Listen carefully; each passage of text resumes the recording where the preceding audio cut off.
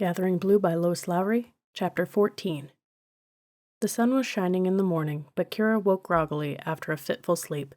Following an early breakfast, she tied her sandals carefully, anticipating the walk to Annabella's. Maybe the clear, cooler air after the rain would wake her a bit and make her feel better. Her head ached. Thomas's door was closed. He was probably still asleep. There were no sounds either from the floor below. Kira made her way out of doors, relishing the breeze that lingered after the storm, and was pine-scented from trees that were still glistening and wet. It blew her hair away from her face, and the misery of her sleepless night began to subside. Leaning on her stick, Kira made her way to the place where she ordinarily turned from the village and entered the woods on the path. It was quiet near the weaving shed. "Kira," a woman's voice called to her from the shed, and she saw that it was Marlena, already at the loom so early. Kira smiled, waved, and detoured to greet the woman. "We miss you. Them tykes that clean up for us now are worthless, horrid lazy, and one stole my lunch yesterday." Marlena scowled her outrage. Her feet slowed on the treadle, and Kira knew that she was eager to chat and gossip. "That be him now, that wicked tyke." A familiar wet nose touched Kira's ankle.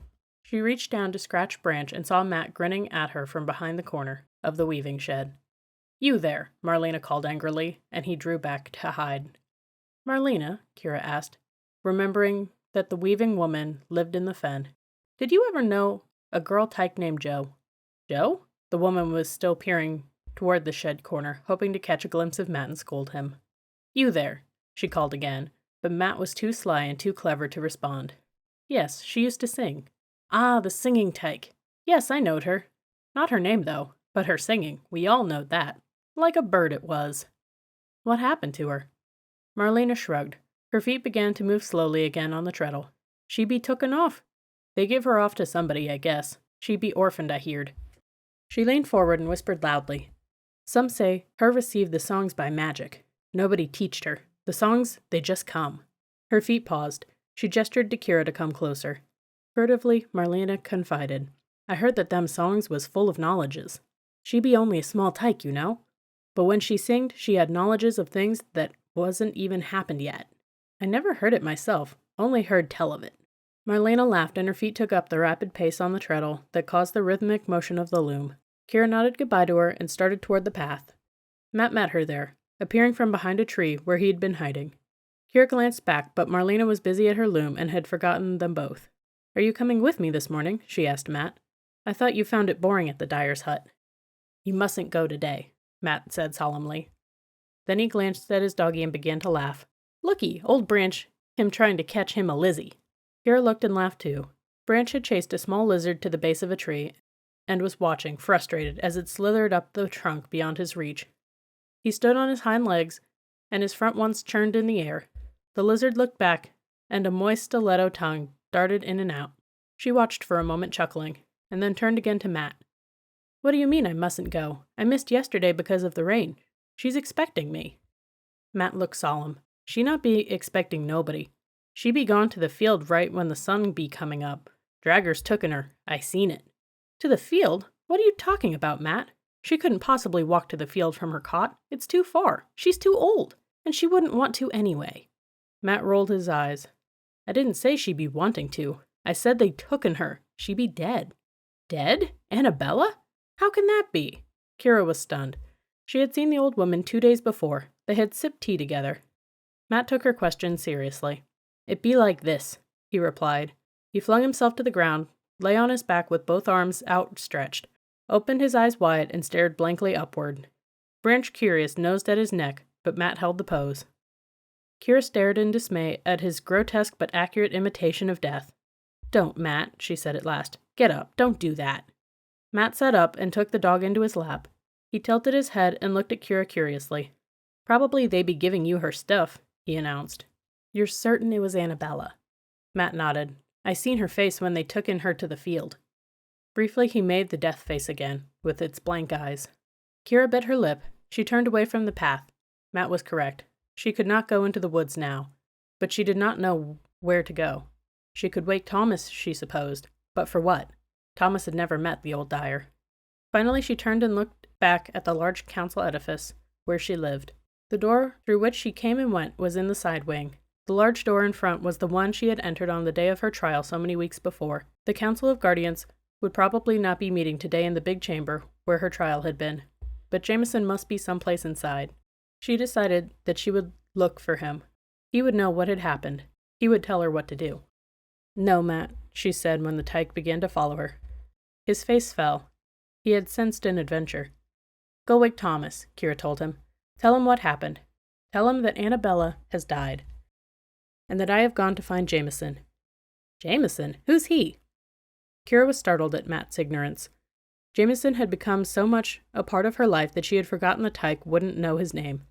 "He's the guardian who first took me to my room," she explained. "Remember? A very tall man with dark hair.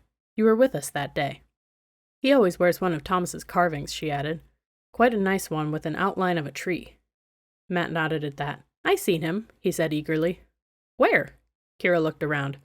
If Jameson was nearby, if she could find him at one of the workplaces, she wouldn't have to search the council edifice.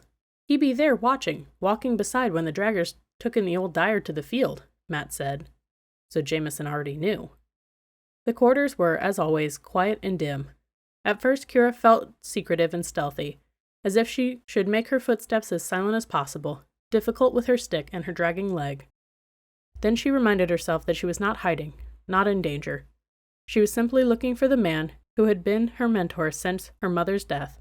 She could even, if she chose, to call his name loudly in hopes that he would hear and respond. But calling out seemed inappropriate, and so she simply continued down the hall in silence. As she had expected, the great hall was empty. She knew that it was used only for special occasions, the annual gatherings, trials such as her own, and other ceremonies that she had never seen. She pulled the huge door open a crack, peeked in, and turned away to look elsewhere in the building. She knocked timidly on several doors. Finally, at one, a voice answered with a gruff, "Yes?" And she pushed the door open to see one of the tenders, a man she didn't recognize, busy at a desk. "I'm looking for Jameson," Kira explained. The tender shrugged. "He's not here." She could see that. "Do you know where he might be?" she asked politely.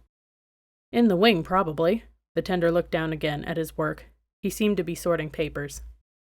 Kira knew that the wing was where her own quarters were. That made sense. Probably Jameson was looking for her even now, to tell her of the old woman's death. She had started out much earlier than usual this morning, thinking to make up for the day wasted yesterday by rain. If she had waited, Jameson could have found her, told her of the death, explained, and she would not feel so shocked and solitary. "Excuse me, but can I get to the wing from here without going back outside?" Impatiently, the tender gestured to his left. "Door at the end," he said. Kira thanked him, closed his office door behind her, and went to the end of the long hall. The door there was not locked, and when she opened it, she saw a familiar stairway. She had tiptoed down it with Thomas and Matt just yesterday during the storm. She knew the stairs would return her to the corridor above, where she would find her room and Thomas's. She stood motionless and listened. The tender had said that Jameson was probably somewhere in the wing, but she heard no sound. On a whim, instead of taking the stairs to her room, Kira remained on the first floor. She went to the corner where she and Thomas had hidden the day before, the same corner they had peered around to see where the crying was coming from. In the silence and emptiness, she rounded the corner and approached the door that had been open the afternoon before. She leaned to it, her ear against the wood, and listened. But there was no sound of crying, none of singing. After a moment she tried the knob, but the door was locked. Finally, very softly, she knocked. She heard a rustling sound inside, and then the muffled sound of small footsteps on a bare floor. She knocked softly again. She heard a whimper.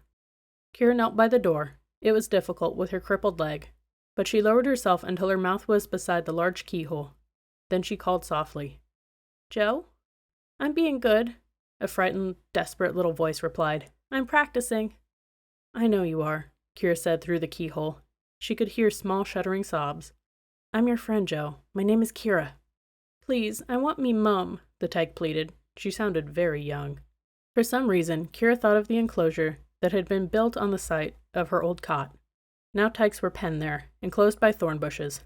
It seemed cruel, but at least they were not isolated. They had each other, and they were able to look out through the thick foliage and see the village life around them. Why was this small tyke locked in a room all alone? "I will come back," she called softly through the door. "Will you bring me mum?" The little voice was close to the keyhole.